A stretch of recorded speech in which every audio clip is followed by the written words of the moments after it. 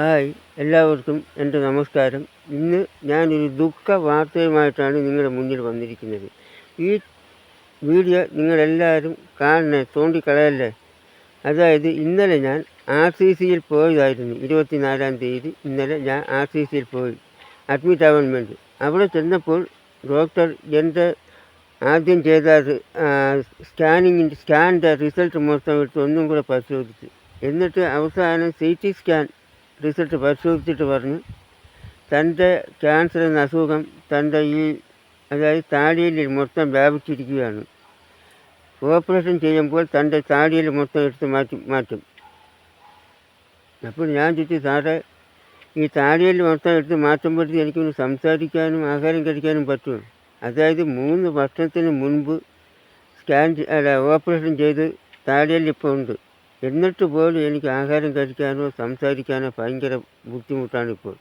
പിന്നെ ഇപ്പോൾ ഈ ഓപ്പറേഷൻ എൻ്റെ താടിയിൽ മൊത്തം എടുത്ത് മാറ്റിക്കഴിഞ്ഞാൽ പിന്നെ എനിക്ക് സംസാരിക്കാനോ ആഹാരം കഴിക്കാനോ പറ്റുമോ? അപ്പോൾ ഡോക്ടർ പറഞ്ഞു ഭയങ്കര ബുദ്ധിമുട്ടായിരിക്കും. അതായത് ഈ ഭാഗം മൊത്തം ഇനി ചാഞ്ഞു പോകും. പിന്നെ സംസാരിക്കാൻ ആഹാരം കഴിക്കാനൊക്കെ ഭയങ്കര ബുദ്ധിമുട്ടായിരിക്കും. അതായത് 3 വർഷം മുൻപ് എനിക്ക് ഓപ്പറേഷൻ ചെയ്തപ്പോൾ 10 കീമോതെറാപ്പി ഉണ്ടായിരുന്നു, 30 റേഡിയേഷൻ ഉണ്ടായിരുന്നു, പിന്നെ ഓപ്പറേഷൻ. എന്നിട്ട് 3 വർഷം കഴിഞ്ഞ് വീണ്ടും ഈ അസുഖം വന്നു. ഇനി എന്താ വരത്തില്ലെന്നെന്തോ, ഇനി റേഡിയേഷൻ ഇല്ല, കീമോതെറാപ്പി ഇല്ല, ഉള്ളി ഓപ്പറേഷൻ ചെയ്ത് ഈ താടിയിൽ എടുത്ത് മാറ്റുകയാണ് ഡോക്ടറുടെ ഉദ്ദേശം. അവർ അങ്ങനെയാണ് പറഞ്ഞത്. എനിക്ക് നിങ്ങളുടെ കൂടെ ഞാൻ ചോദിക്കുകയാണ്, അതായത് ആയുർവേദത്തിൽ പോയാലും പൈസയാകും. പക്ഷേ ആയുർവേദത്തിൽ പോയാൽ കുറേ നാളെങ്കിലും അവരുടെ മരുന്ന് കഴിച്ചു നമ്മുടെ താടിയെല്ലാം ഇങ്ങനെ സംസാരിക്കാൻ ആഹാരം കഴിക്കാനെങ്കിലും കഴിയും.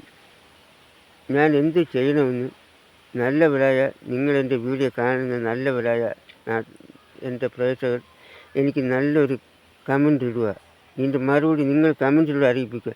ഏറ്റവും കൂടുതൽ കമൻ്റ് ഉള്ളതിൽ ഞാൻ പോകുന്നതായിരിക്കും. അല്ല, എനിക്ക് കൂടുതൽ ഒന്നും പറയാനില്ല.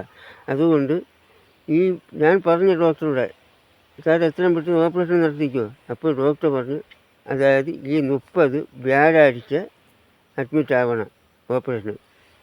കറക്റ്റ് അടുത്ത മാസം 2-ാം തീയതി ഓപ്പറേഷനും ഫിക്സ് ചെയ്തിട്ടുണ്ട്.